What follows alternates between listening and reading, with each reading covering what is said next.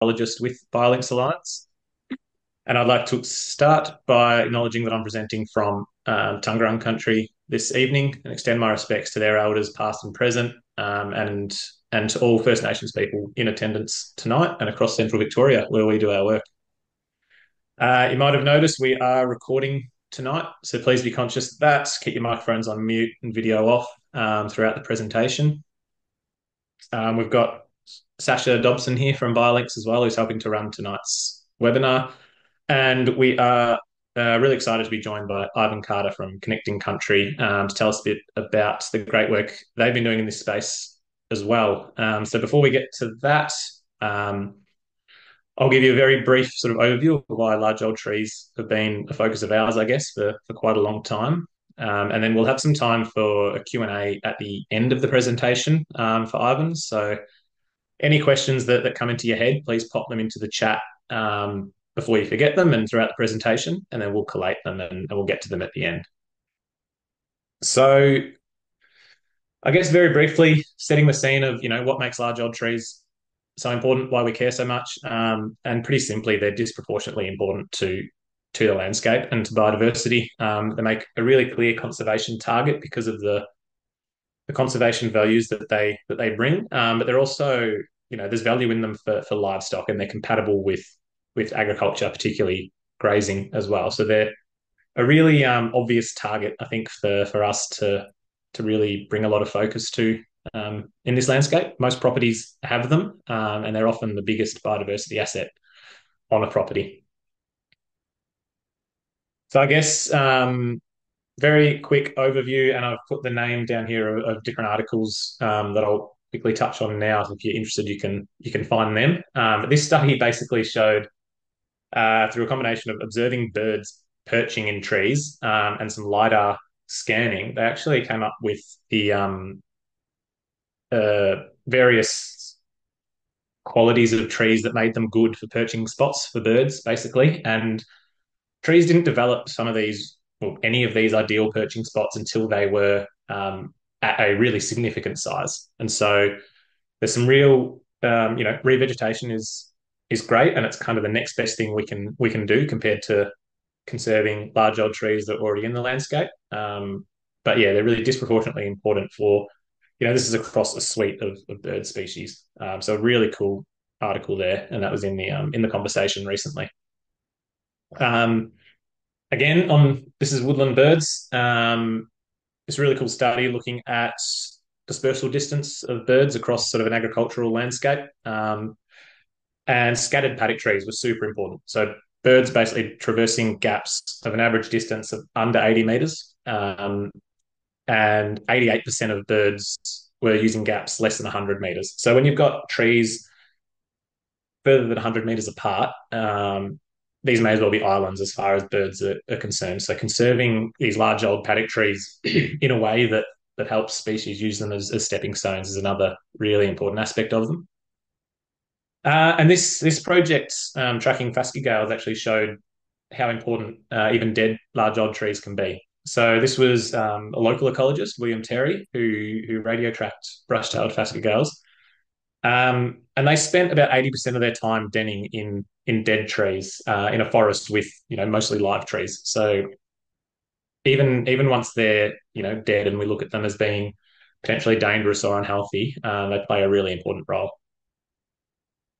So at Biolinks, we've been thinking about large old trees and raising their profile for quite a number of years now. We've got this great mapping tool, which we launched a few years ago now, where landholders, particularly targeted at the Heathcote region, could go on and take a photo of a large old tree on their property that they were particularly proud of or had particular value. And that was a really great way for us to get in touch with landholders who were really interested in learning about their trees and how they could help them. We've had a really successful schools program around the Heathcote area again. So really just raising the profile of the importance of these trees with kids and getting them to learn how to age trees, learn about some of the threatened species that need large old trees, and drawing some of their favourite trees on their school properties generally. We've got our Knowledge Hub, which is full of some really great resources around tree identification, tree health guides, and how to look after large old trees, basically. Some of which we've put together, and some of which we've sourced from throughout our network as well. And we're always looking for new material to keep that up to date as well. So if there's anything, if you're involved with land care groups or anything like that, and have some great resources around large old trees, we'd love to know. And probably a big sort of success story for us around large old trees has been our Green Hill to Black Hill project near Kyneton, where we've engaged with a bunch of landholders, I think across about 14 properties, and basically in an area where there was not much happening in terms of a land care or anything like that. So these landholders really took it upon themselves to make something happen in their community, and large old trees was the real focus that they all gravitated towards, and they've actually managed um, to now just recently get some land care funding, I believe, to actually do some protection and restoration works around large old trees on their properties. So that's where we're at with this stuff, and how we're thinking about it. But yeah, I'm really excited now to hand over to Ivan to tell us about what Connecting Country have been doing.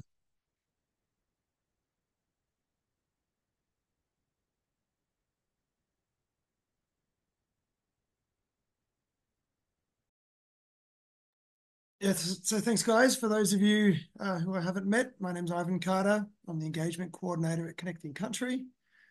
It has been a rather frantic week at Connecting Country. It is my last week with Connecting Country, so forgive me a bit. It's been a bit of a battle to pull all this together, but yeah, I just thought it'd be a good chance for us to tell our story for one of our projects that we've been doing over the last 2 years. That's still got another year left.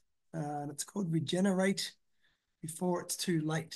So that's focusing on paddock trees. And we're lucky enough to get some funding through the Ian and Shirley Norman Foundation, which is sort of half of the Harvey Norman empire, so the Norman side of it. Their children have set up a fantastic foundation where they do a lot of funding for environmental and social causes. So yeah, we're lucky enough to get 3 years of funding for that. So I'm just going to give a bit of an overview about what we've been up to, what's worked, what hasn't worked. So I'll just put our presentation on now. Can everybody see the PowerPoint slide? All good? Yep, no worries. Yeah, looks good. Excellent, thanks. Okay, just got to work out. So yeah, a little bit about Connecting Country first. For those of you who don't know who we are and what we do, we're based in Castlemaine. We sort of work around the Mount Alexander Shire region and a bit beyond into some of the adjoining shires. We sort of have 4 different arms. So we support land care. We do some restoration of landscapes, so some on-ground works. We have a monitoring program that's been going for 15 years now, where we monitor nest boxes and woodland birds with volunteers. And then we do education events, which is my role, which is engagement community and looking after websites and putting out brochures and information, videos and so on. So yeah, but yeah, our journey has been a few decades now, but we're sort of in a bit of a stage of struggling at the moment. So we're having to kind of wind things down a little bit and just focus on our core activities. A bit about why our work's necessary. We work sort of mostly around the box ironbark forests that have been turned upside down over the last a couple of 100 years. We've got quite a few threatened species in there, such as the brush-tailed phascogale, the Eltham copper butterfly, swift parrots, and the woodland bird community. Yeah, so most of our work we've been working on has just been restoring the understory in particular to those forests. So you've got a lot of forests throughout that region where you've just got an entire forest or woodland of eucalypt species. So we've been returning the ground covers and the shrubs and yeah, just trying to work with landowners across quite a few projects on getting prickly plants in there. And in terms of some of the the images from what we've been up against. Obviously, the gold rush played a huge role in reshaping the landscape in sort of woodlands and grasslands and forests that would have once had a very deep kind of leaf litter layer. We've now yeah, don't have a lot on top of the surface, as you can see from the photos there. A lot of gold mining, and then of course a lot of logging for feeding the gold mines and the industrialization, and then of course invasive species have sort of came into these disturbed sites. So we've been battling with, you know, the gauzes and the blackberries and wheel cactus and so on, as well as rabbits and foxes. Yeah, so this photo sort of here is some of the work we've been doing with landowners to try and sort of destock certain areas, which can be quite a successful way of working with some of the large old trees in the landscape. Bonnie Humphreys is our restoration coordinator. I'm sure some of you have worked with Bonnie over the years, but she does a lot of work with our local landowners. And we're all grants and donations, so we don't have any ongoing funding. So pretty much constantly on the hamster wheel trying to find the next round of funding, but we've been managed to restore about 15,000 hectares across our region in the last 2 decades, which has pretty much mostly been the time Bonnie's been here. We put on tons of events. We do Landcare Link Up every year. Lots of education talks, of which Chris talked at one about this exact topic, actually, about a year ago. The monitoring program is mostly based around fast gales. We've had about 450 nest boxes up, which is a pretty huge amount, and they get maintained and checked twice a year. So there's been a wonderful aspect of just being able to attract funding for that long. So it's quite a large data set. It's an important data set that has shown trends over, you know, large sort of climatic times. And we've also been doing a lot of work with BirdLife Castlemaine, which has been wonderful, doing our bird monitoring as well. And finally, supporting Landcare is massive. We've got 32 Landcare groups in our region, which is one of the highest densities of Landcare in Australia.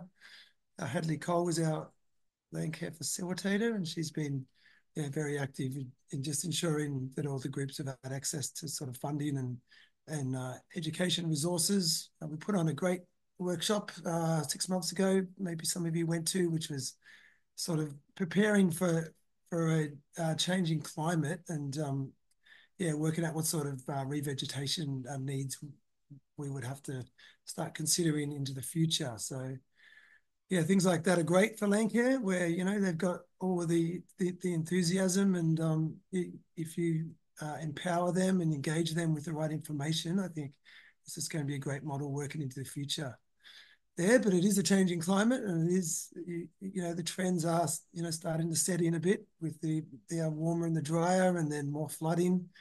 So yeah, that's part of our role of sort of how we pull it all together, I guess, in a small organization. Here's just a little sort of flow chart, or a little sort of infographics, I guess, about how we sort of fit in. We also work with Dja Dja Wurrung quite a lot on our projects, which is wonderful. They've actually engaged us a few times recently to put on events for them, because I guess our specialty is the community we have around us, and the landowners, and just that trust we've built up over a lot of time.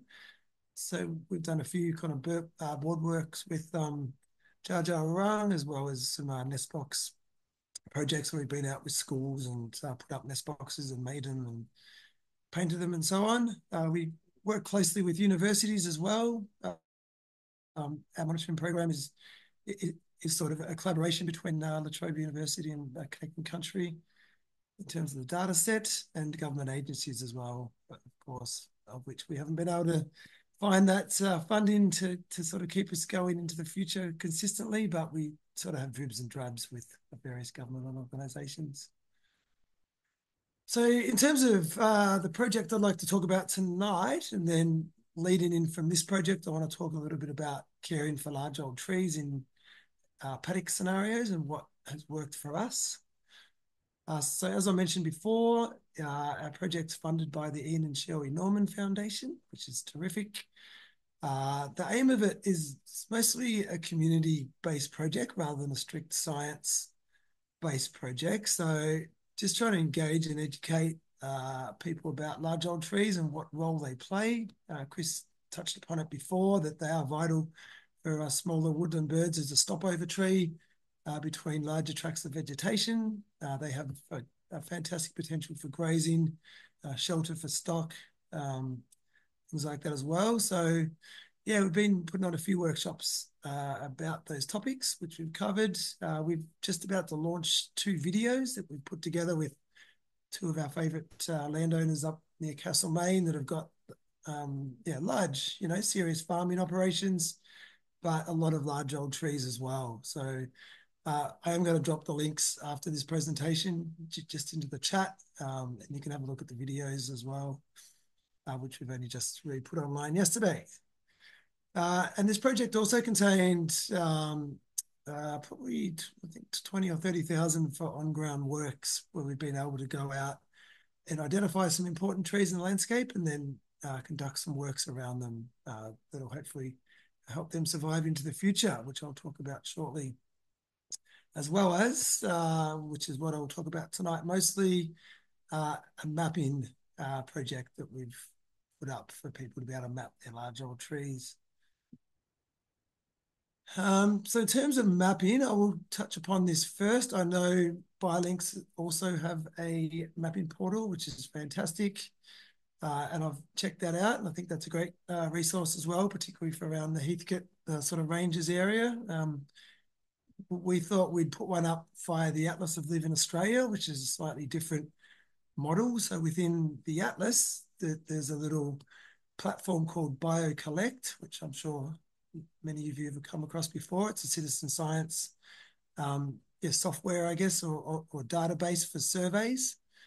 So we've gone through that avenue for our portal because it's very well set up. You've already got a lot of resources on there about how to map large old trees, and you've got survey forms that are already, pretty much what we needed. So yeah, we've gone through that.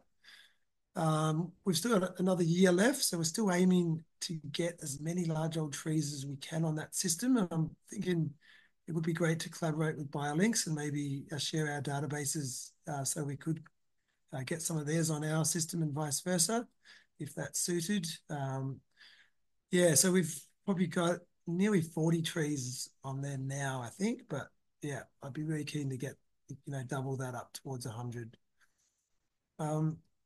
So in terms of who is it open for and why are we doing it and where's the data going, it is open for anyone. This is pretty much more of a social science experiment than it is a hard science data gathering. We're really just after people to, think about what trees are significant to them and why, what makes a tree a significant tree, what sort of habitat values it might have.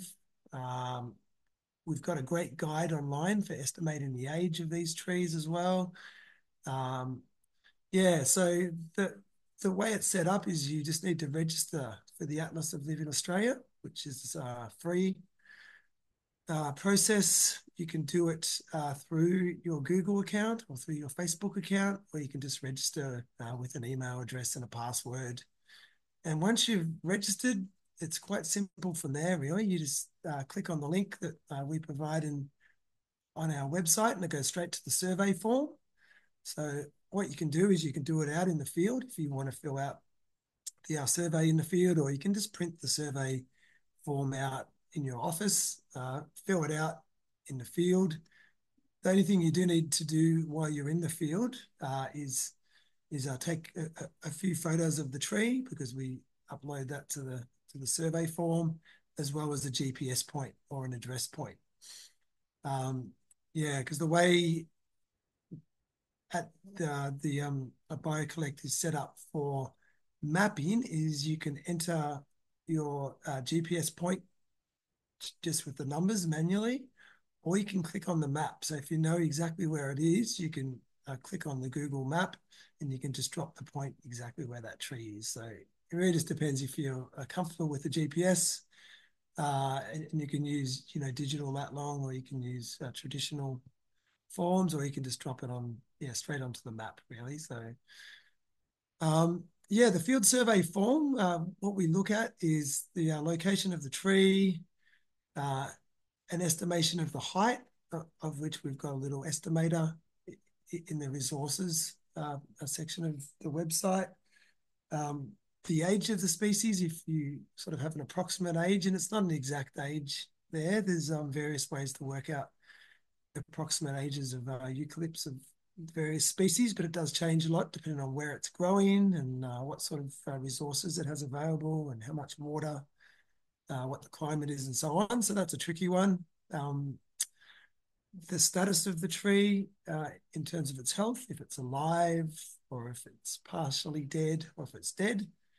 And also the habitat value, which is probably one of the most interesting ones for us. What species have you seen nesting in this tree or passing by? Are there any nest boxes? Are there any hollows? Have you seen species in the hollows? Yeah, so it's a very simple form. We really just wanted to make it more of a social science exercise for people to be able to, put their significant trees up for whatever reason it might be. It could just be, a large old dead tree in the landscape where you see, like a wedge-tailed eagle, for example, or it could be a large Banksia or an old Banksia, sorry, that's not a large tree, that has yellow-tailed black cockatoos or sort of anticlinids. It really just depends. We haven't really made it a strict. It's got to qualify for all these characteristics to be a significant tree. This is more, what is significant to you and where is it, and then if we can share that on a large database. So in terms of finding this project,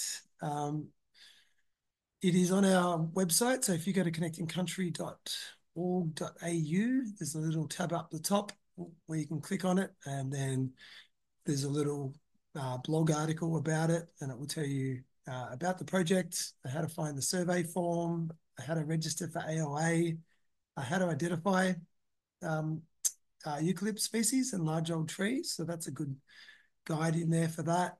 There's another link for the age, how to estimate the age of a tree. So yeah, in terms of who we're asking to help, pretty much anyone. Could be community, it could be land carers, it could be public land managers, could be public authorities such as state government and local government, DELP. And the good thing about the database is it's there for everyone. It's in the public domain. Obviously, if you don't want to share the location of a certain tree, that's fair enough as well, because it is a public database as such. But the good news is you do get to contribute to a larger database, to a big science, which has flow-on effects for sort of research and for public land management and fire management and so on. Yeah, and as the database grows, you'll be able to jump online and look at the map. I've got a map coming up which will show you the spread of where the trees are and where some of the gaps are and where it'd be great for people to focus on as well. Yeah, we're pretty much focusing anywhere in central Victoria, so anywhere between sort of Castlemaine across to Heathcote, north up towards the river, and so on. And we'd like to grow this as, something that could be used as well for local government, for sort of updating their significant tree register as well. We haven't actually got a formal process for submitting trees to, sort of any of the government organisations yet, but we have had a meeting with the Mount Alexander Shire in terms of sharing the database to contribute to some of their significant tree registries. I've just put up a few photographs of some of the trees that have been submitted so far. This is just a sort of splattering of some of the area ones. They're mostly in those photos there. We've got yellow box, the majority of those trees. We've got a candlebark, and we've got a river red gum as well. But yeah, we've sort of had about 12 tree species. Most commonly seems to be eucalypts, I guess, because they're the taller trees in the environment. But yeah, I think anything that's sort of old, it doesn't have to be a large old tree. It could just be an old tree as such. In terms of the map, so we've got a big concentration, unfortunately, where we've got the majority of the trees around Maldon, Welshman's Reef, around Newstead, and then around Chewton, Castlemaine area, and then a few out in Guildford and Walmer. What sort of has happened there is around Maldon, and I'll talk about this later, but there was a fantastic effort done there by the Mulga Group, which is the Maldon Urban Land Care Group. And they went out and mapped a ton of trees prior to this project. They've mapped, I think, over 200 or 300 trees. So they put quite a few of their trees up, and their focus is trees that have been there prior to Europeans arriving in Maldon. So that's why there's a lot around the Maldon sort of region. I'll talk a bit about that actually, because that's probably another way to do it is if you're a part of a group, a land care group or a community group or whatever, and you want to do it as a group, then you could, put in your trees, put it out to your members, for significant trees, and you could do a mapping exercise together where you print some forms out, that go out and collect the field data, and then just upload it as a group, which is what Amolga's done through the wonderful Bev Phillips. So here's the link on our website to how to get involved. So like I said before, if you go to connectingcountry.org.au and then you click on monitoring tab at the top and then click down to old trees and then you'll land at the landing page. You can find out more about the project. And then if you scroll down further, you get detailed information about where to find the survey and how to register for the AOA and so on.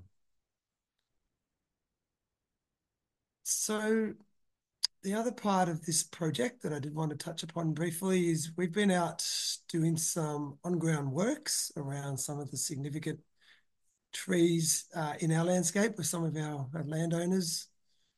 And there's some photos here of some of the works, and we're fortunate enough to get quite a bit of funding where we could do some fencing as well. So fencing is sort of the gold standard, I guess, in terms of protecting paddock trees, if you can get the stock off that the area where the large old tree is, then it's going to flourish in terms of the regeneration in particular.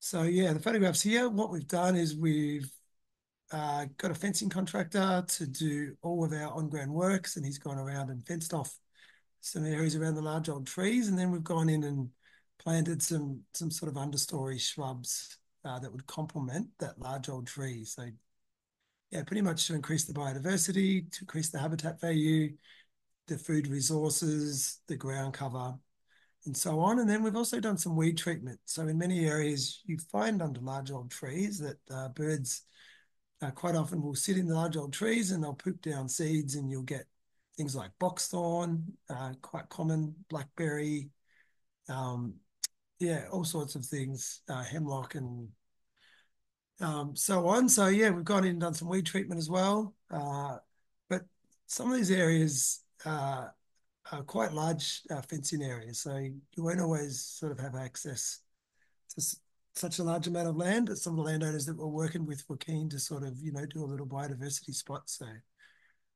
as you can see from the photos, and it's always handy if you're fencing off to put a little gate in as well. So we're able to put our gates in quite often there where you can hop in and do any maintenance work you need to do within that area.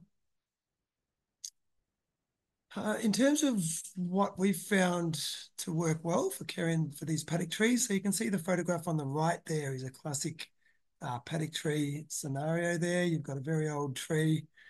You've got a stock around it, which is great. It's good shelter and so on as well, a bit of shade and so on. But then there is the issues that you won't get regeneration when you've got stock under it like that. So those paddock trees will eventually die off and fall down. As you can see, that one is sort of coming to an end of its life, and then there won't be that regeneration if you've got stock going around it. So the highest priority for us was to protect the paddock trees, to create ideal conditions really for our tree regeneration. So that was our gold standard.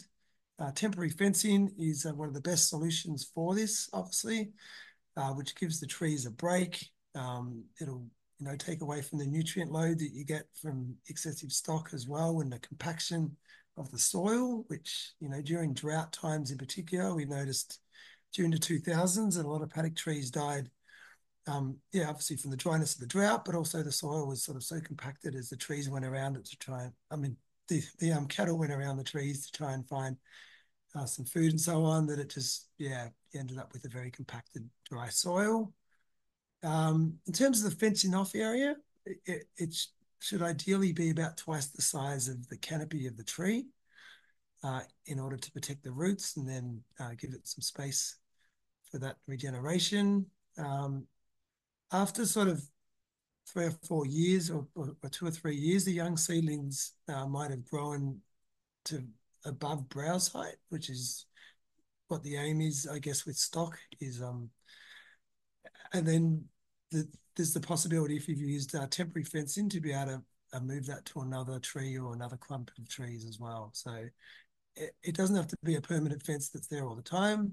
We've done that with our on-ground works because these landowners were particularly keen on that. But if the aim is to promote regeneration, then temporary fencing can be quite useful for that. Another useful idea is to create vegetation belts between the trees and existing vegetations. So linking up your old trees in the paddock via a few extra ones. As Chris mentioned before, woodland birds don't like to travel too far without a gap, obviously, with various predators around.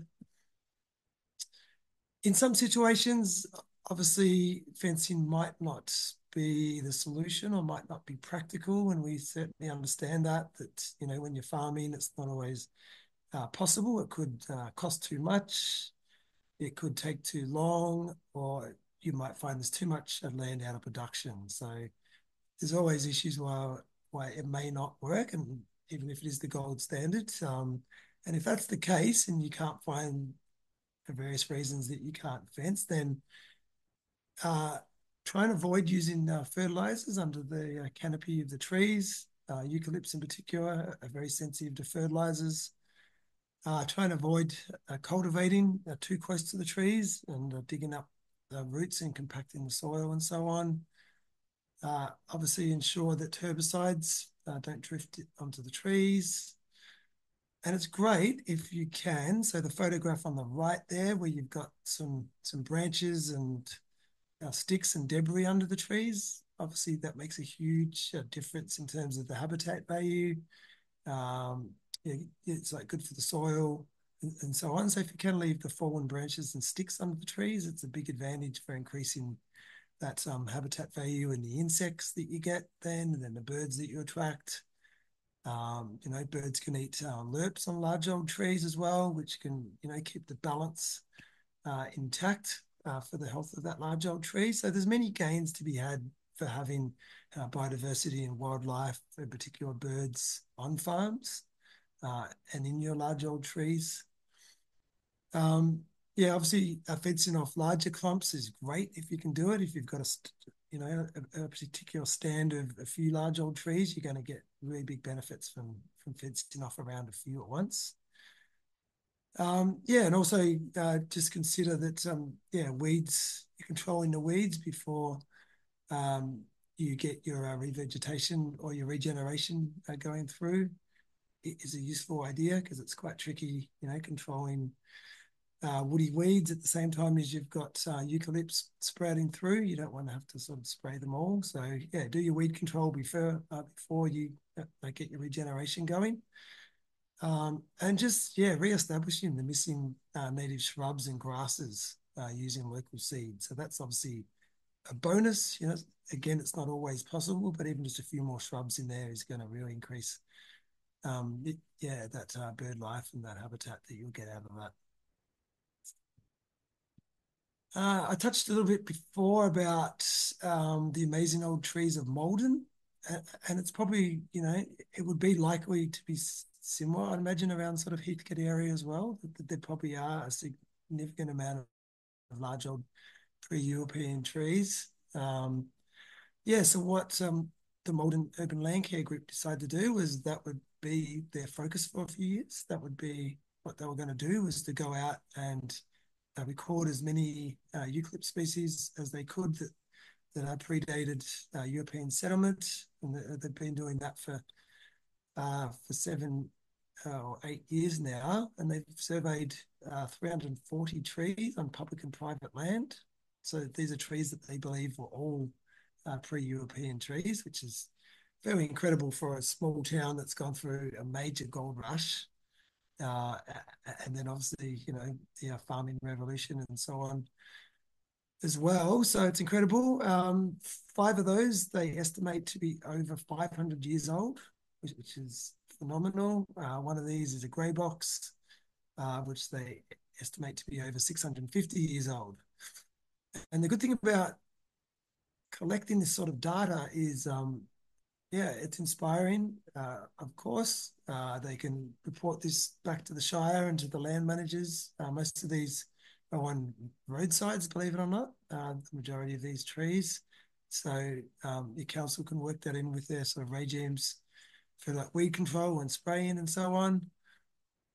But yeah, obviously, many of those species, the larger, older eucalypts were destroyed during the gold rush around there. So the ones that are left are even more valuable. They are the kind of living treasures and the natural heritage of the region. So yeah, I think yeah, you can't always tell as well. Some of their trees that they've recorded may not seem like they're big, large old trees, but because they're a box that grow quite slow, particularly if on a ridge.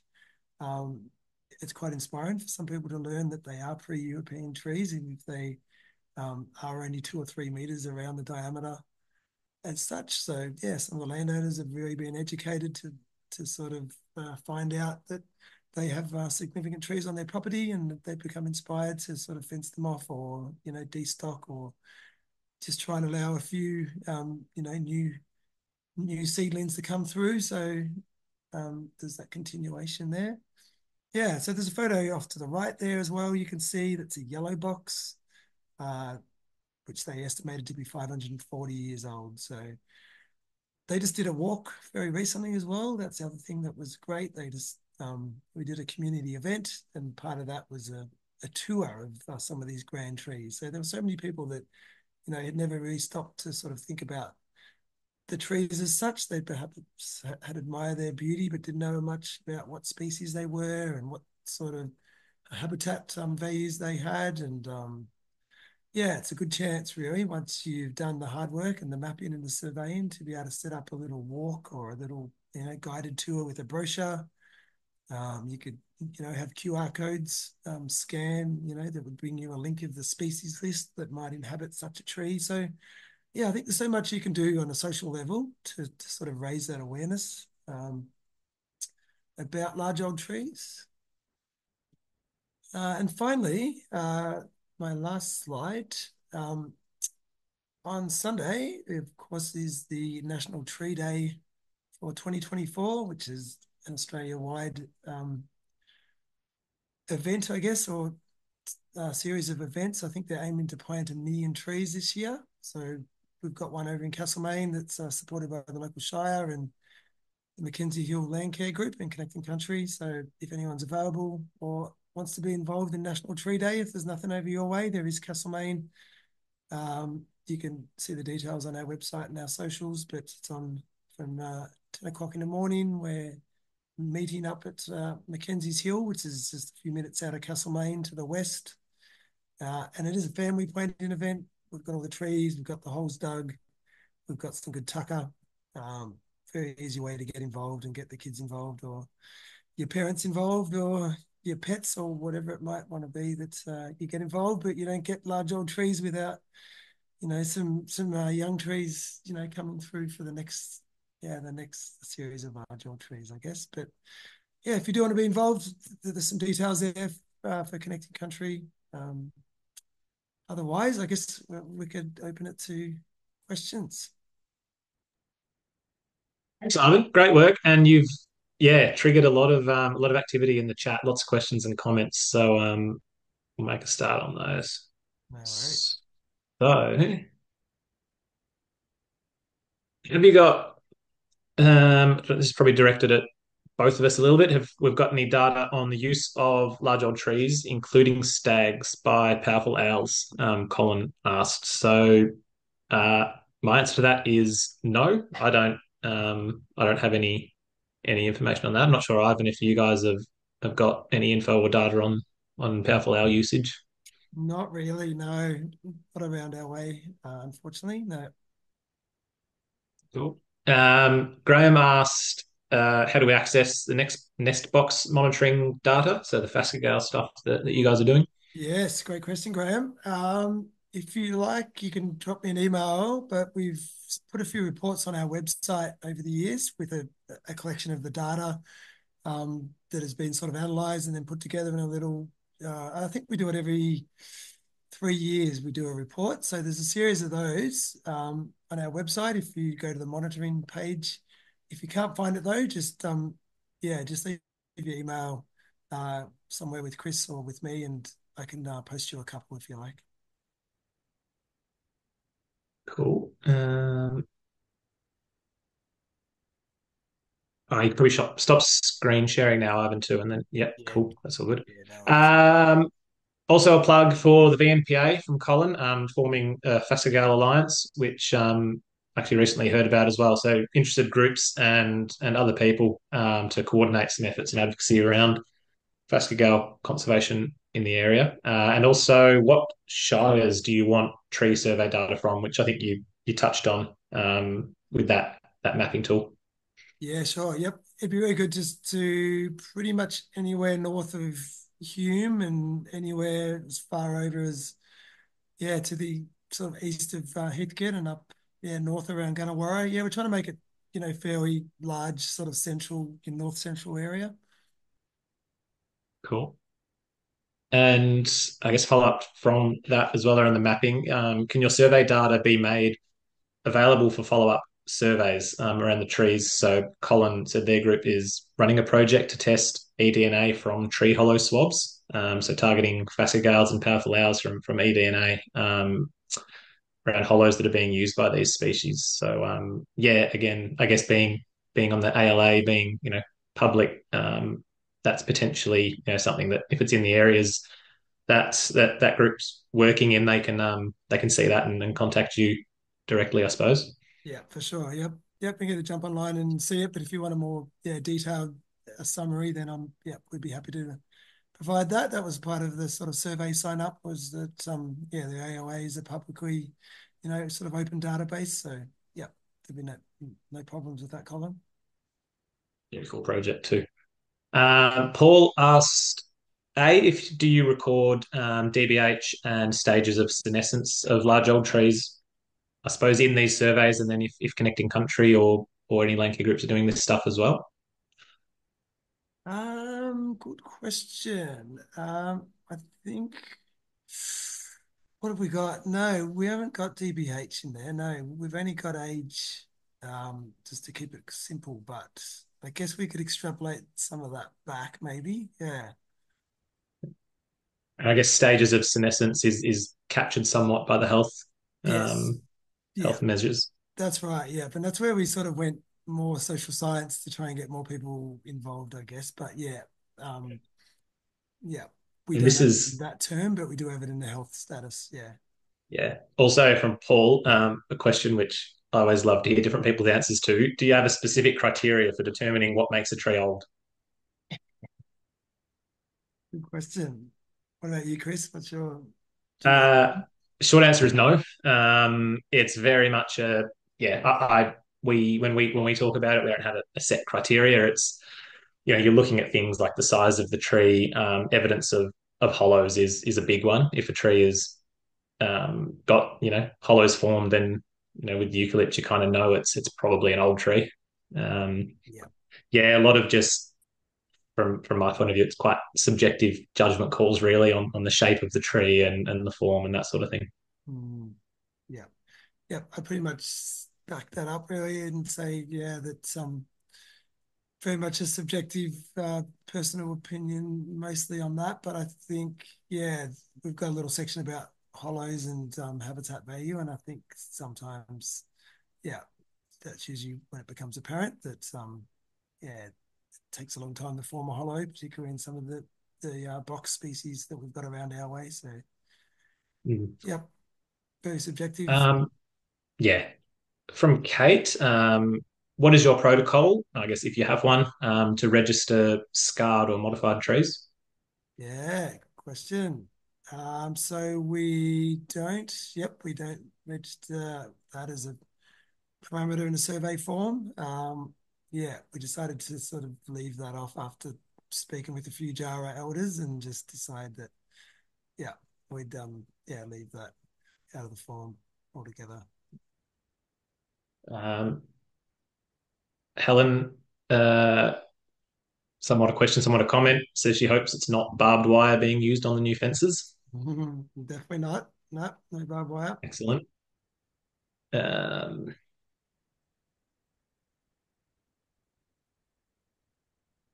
question about where on your website to find the information to estimate the age of a tree. So feel free to, Ivan, feel free to drop links in the chat as well, Yeah, sure. Yep, as we go. But yep, yep. yeah, that could be the easiest way rather than Yeah, trying to explain.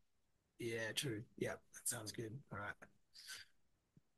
Comment from Stephen that consideration should be given to the competitiveness of planted understory trees, which, yeah, absolutely. There's, I think when you're designing what you plant underneath these trees, it's it's not too haphazard. There's a bit of science behind what goes in, I suppose. Yep, yep, that's a good point. Yeah, so Bonnie has been dealing with most of that, our restoration coordinator. So I don't know the exact makeup of what we've been putting out, but yeah, I would imagine that would be a big consideration that you don't want, yeah, something that's going to jeopardize the health of the tree at all. Yeah. Mm, yeah. Um, Peter asked if there's any information on birthing trees in the area, which I'm guessing falls much under the same kind of banner as talking about modified and scarred trees and things like that, where it's not public knowledge, I suppose. Yeah, no, good question. We did do a cultural walk maybe 6 months ago, I think, with Uncle Rick in Castlemaine. And yeah, it was to a site that you would drive past every day and you would have never probably thought twice about some of the trees there. And there's this, two beautiful, huge scar trees, right there on the roadside. And yeah, I was sort of chatting with Uncle Rick about it, and it was really just a matter that yeah, they don't want them recorded, and yeah, it's sort of too much of a risk, I guess, to sort of document these things. But it was nice that he was able to take a group of people to these trees and tell the story and the tale, and yeah, they are on public land just out of Castlemaine, so yep, Yeah, great. it's a fine line. Yep. Yeah.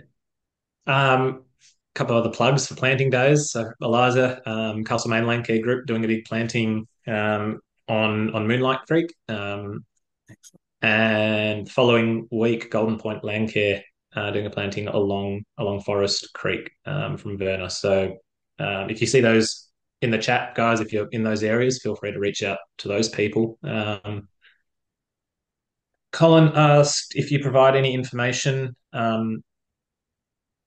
for people on how to identify things like scar trees and things like that, or again, if Yeah. that's not addressed, No, yeah. we've never, no, we've never sort of had any resources like that. And I wouldn't even know where to get them from other than, yeah, I imagine Jar Jar Orang would have some resources obviously about it, but no, we've never provided that, unfortunately. And yeah, it would be good because I'm sure there's some out there that is, have been forgotten about or, the story of their tale. That is the last of the questions, I believe. Okay. Thanks everyone else who's put comments in the chat. It's really great to see the level of, I guess, engagement this topic always gets. So yeah, thank you again, Ivan, for your time. It's great to hear about the work you guys are doing. I guess just before we wrap up, from I guess a BioLink's point of view as well about what next. This isn't something that I think we want to want to drop. And it's great to hear as well, Connecting Country, thinking about at least this mapping tool going through for at least the next year. So yeah, we are still thinking about this stuff. We want to support local communities and people and groups to pick this stuff up and keep building knowledge, to look after our large old trees, and even things like thinking about that lag period where we've got old trees dying, and things we plant now and not necessarily providing that habitat value for another 100 years. So yeah, lots of work to be done on how we get through that stage and help our biodiversity um, get through that. So little plug for us as well, where if anyone here has any particularly good examples, and Ivan, you might actually have some as well, that of large old tree protection and success stories and example sites, things like that, we would love to see it, and love those sorts of images and all of that. So reach out for a chat if you know of anything like that, or if you're part of a community group, or just a collective of individuals who really are interested in large old tree sort of focused tailored programs. Feel free to reach out, and that's something that we've done before and we'll keep doing. So again, this stuff that we do wouldn't be possible without our supporters and donors. Particularly on this topic is the TAP Foundation. So thanks to all of them. Thanks again to Ivan. Thanks everyone for attending. And yeah, hopefully we see you all next month for our next webinar, which will be another sneak peek taste of our upcoming rewilding symposium. So see you then. Thanks, guys. Thanks.